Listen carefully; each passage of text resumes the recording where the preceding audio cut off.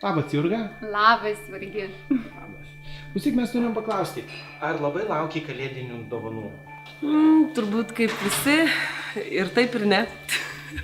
Nebūna tokių Velykų, nebūna tokių vasaros dovanų, nebūna dar kažkokių, nes būna tik per Kalėdas.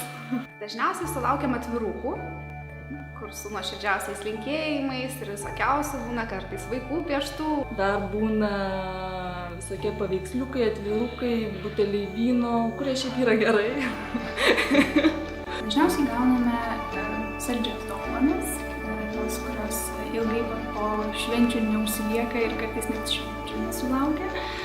Jie matyt kraunasi ant arba recepcijos stalo, arba virtuvėlėse, kokie nors šakočiai, pyragai, šimtalapiai. Na, kas valgoma, tas niekada, tarkim, neišnyksta. Būna labai daug visokių statulėlių, kurios realiai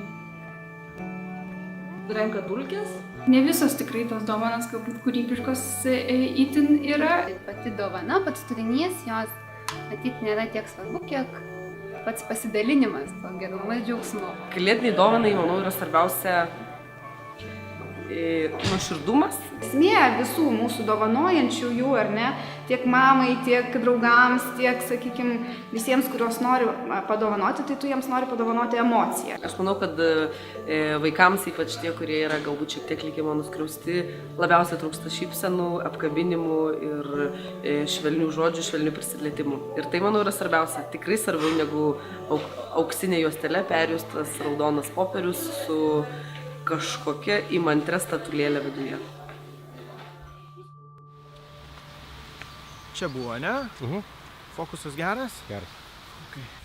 Mielieji, aš jau 3 metus dirbu su Gelbėkit vaikus organizacija.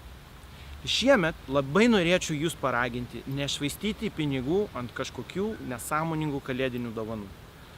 Galit paimti tuos pinigus, paaukoti savo arba kito partnerio, draugo, kliento vardu, Gelbėkit vaikus organizacijai ir taip suteikti šypseną, teigiamą emociją kažkokiam vaikui arba dienos centrui.